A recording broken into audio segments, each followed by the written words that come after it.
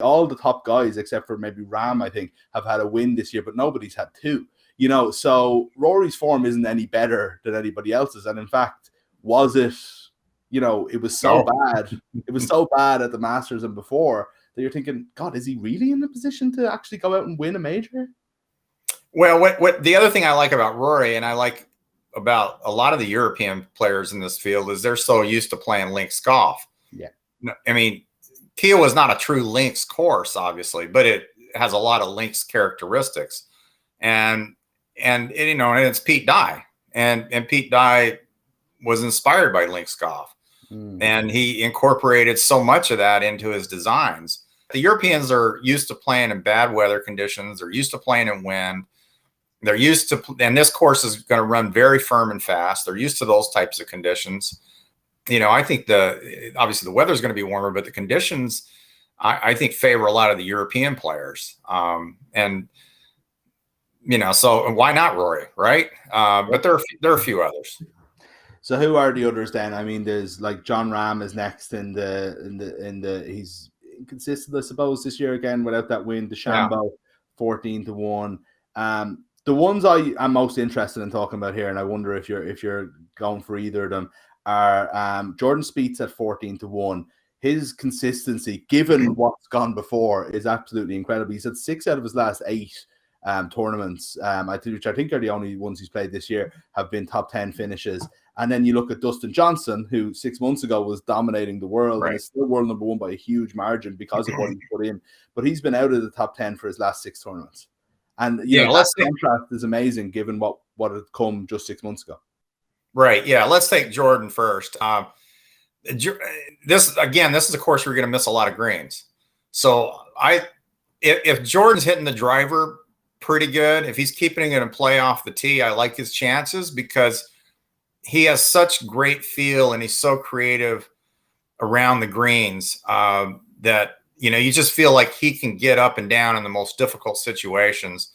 And if he's putting well, and I'm told the greens are perfect there this week. So, you can expect them. I think you can expect everybody to roll the ball real well. He can get a lot of hard-earned pars, and in a tournament like this, those pars are more important than the birdies. I mean, obviously you want to go on birdie runs if you can, but it's not making many bogeys and certainly not making doubles or worse that really keeps you in contention on a golf course like this in a major. And the PGA is not known for setting up the toughest conditions of the 4 majors. But in this case, they're on a very tough golf course. So, while like the preparation of the golf course itself, they're not making the greens super fast. You can only get it so fast anyway. But, it's just the nature of the course. And I think that favors a player like Speith. And he has played well enough lately to show signs that he could certainly break through.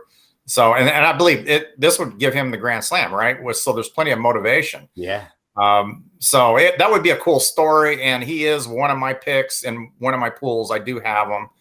And then you bring up Dustin, and the interesting thing about Dustin Johnson, he hasn't been playing well, but we know how talented he is. And we know how long he hits it. Long is going to work well on this golf course if you can control your ball flight.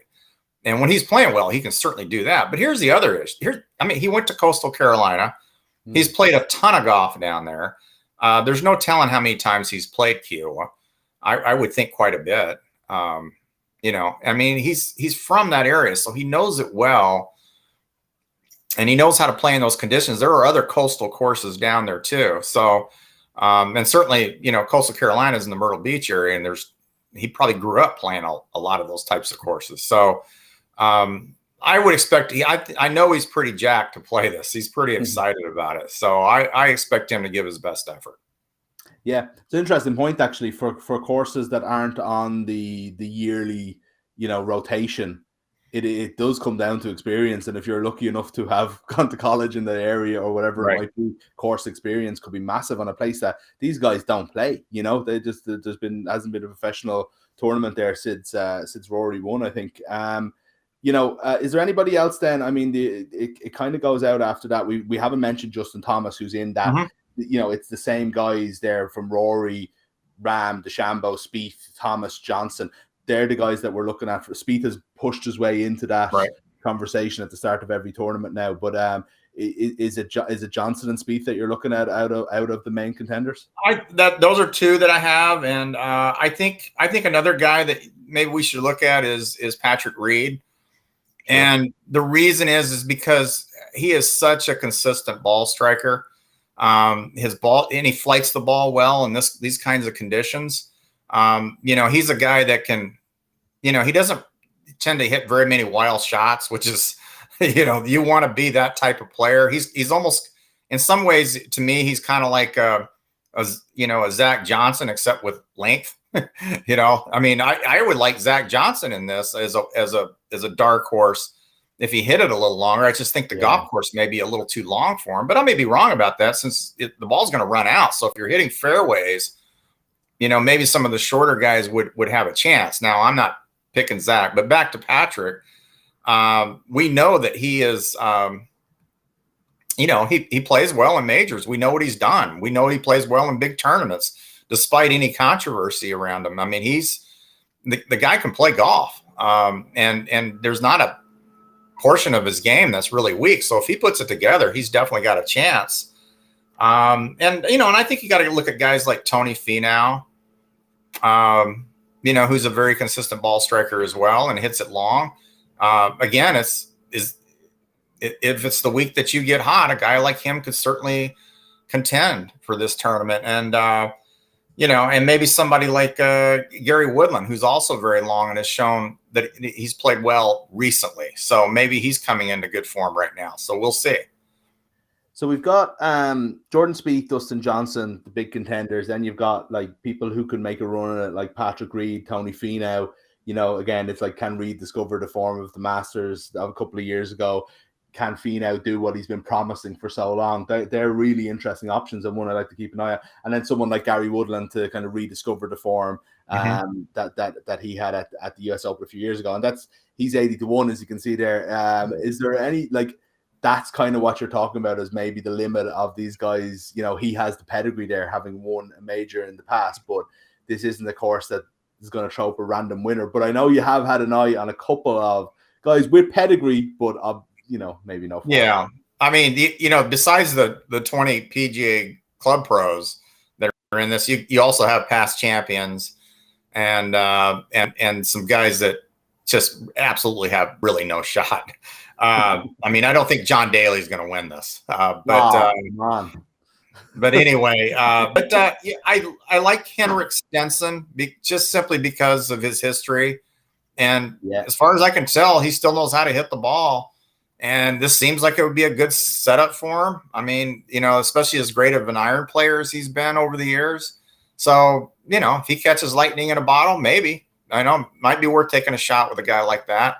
And then the one I love is, Padraig Harrington, an open winner. And, when he kind of revamped his swing, I believe, in recent years, right? Yeah. So Padraig's form is what it is. He's going to be 50 this year and go on the seniors tour, but he's 400-1 there. He won in 2008 as well. He won the 3 majors in 2 years.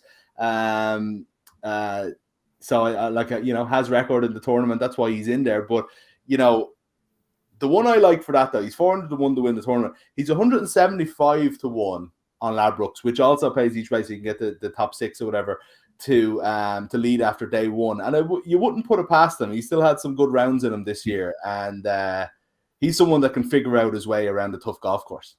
Exactly. Yeah, that's it. Would it surprise us? It would surprise us, but it wouldn't be shocking, right? It would wow, there he is. So and it would be a great story. Another guy we didn't mention who was playing really well this year, who's also getting close to 50. And is a very, very steady, very great ball striker is Lee Westwood. So maybe throw him into the mix as well. Yeah, absolutely. Yeah, why not? One other person just to mention before we go then, that for people in this part of the world, Mike, is Shane Lowry, who I don't know.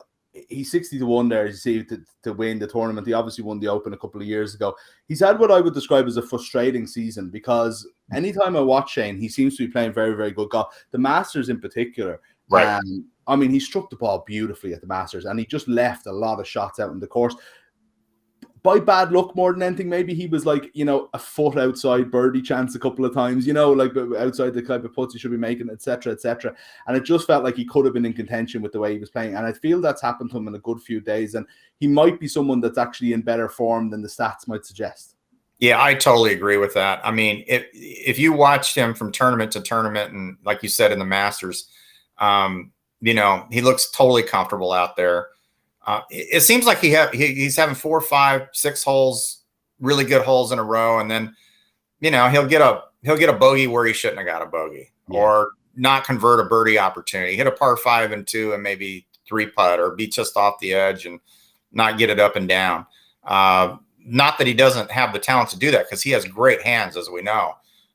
Great feel, great hands around the greens, and I think it's just a matter of these putts dropping for him, to be honest with you. And as long as he keeps the ball in play there, and he very well can. And again, I like the European players here because of the golf course, and he's a guy that's excelled in those types of conditions. I mean, we over here in the United States, we don't really have an appreciation for it, because we think, oh well, we just compare it to the Open and a couple other tournaments like the Irish Open or the Scottish Open, but and on the European schedule, these, of course, he doesn't, he's playing over here, but there's so many guys that, you play these types of tournaments all the time when you're not playing in like Asia or something. I mean, a lot of the venues in Europe are this style, or links, or difficult weather conditions. So they're used to, I think the US players are more used to playing, just absolute perfect conditions a lot. And I think the Europeans have to be a lot more flexible.